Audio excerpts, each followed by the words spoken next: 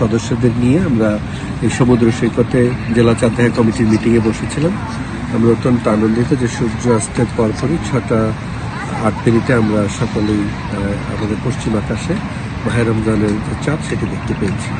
এটি সমগ্র মুসলিম জাতির জন্য এবং সকল মুসলিম এবং ইসলাম ধর্মের সকলের জন্য একটি পরম আনন্দের সংবাদ। প্রতি বছর রমজান আসে, রমজানের আসার সময় আমরা সংযম সাধনা করি এবং তার ফলে আমরা নিজেদেরকে পরিশুদ্ধ করার একটা সুযোগ পাই। আমরা আশা করছি এবছর রমজানের যে শিক্ষা সেটি আমরা যথাযথভাবে যাতে গ্রহণ করতে পারি, সকলে যাতে ইবাদত বন্দেগী যথাযথভাবে করতে পারেন এবং আমরা একজন পরিপূর্ণ মানুষ হিসেবে আমরা যাতে গড়ে উঠতে পারি, নিজেদেরকে প্রস্তুত করতে পারি, এই আশাবাদ এবং এই প্রত্যাশা সকলের প্রতি কক্সবাজার সমুদ্র সৈকত থেকে জেলা প্রশাসন কক্সবাজারের পক্ষ থেকে সকলকে শুভেচ্ছা।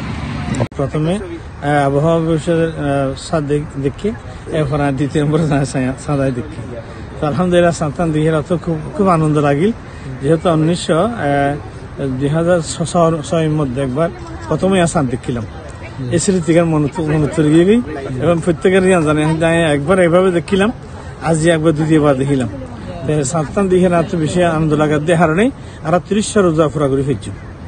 তো যদি আর আজ সান্না দিন তাহলে 29 হয়ে যেত, এখন রাজ্যা দেখানোর কারণে আর 30 পার, যেহেতু আজ 29 তারিখ। তো এই আরবি মাস সময় যে 29 তারিখে হয় আর 30 তারিখে হয়, এ কারণে আর আজ সান্তান দিকে বেশি আনন্দ লাগে। আর দেশবাসীর হাসে অনুরোধ জানাই দেয়, এই রমজান এসে আর হাসে তক অর্জন করি বললাই, খোদা ভিতরে অর্জন করি বললাই, নিজের আবাদত গোজারের ভিতরে হারাই বললাই।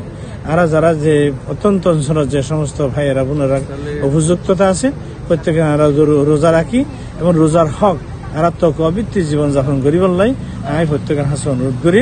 আর রমজান মাস মধ্যে 20 রাকাত তারাবি করি এবং এই মাধ্যমে আমরা 1 খতম কোরআন শরীফ করি। তো কোরআন শরীফ 27 তারিখ যেহেতু কোরআন নাজিলের রাত, এই রাতে শেষ করি বললাই প্রত্যেকের অনুরোধ জানাই করেছি। আরবি মাস, তা আরবি মাসের সম্পর্কে রাসূলুল্লাহ সাল্লাল্লাহু আলাইহি ওয়াসাল্লামের একটা হাদিস শরীফ আছে, শাহরানে লা ইয়াতাসাউয়ানে, আরবিতে 2টা মাস পর পর 30 যায় না।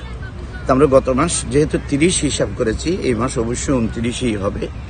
তো আজকে হয়েছে আল্লাহর রহমতে, চাঁদ দেখা গেছে।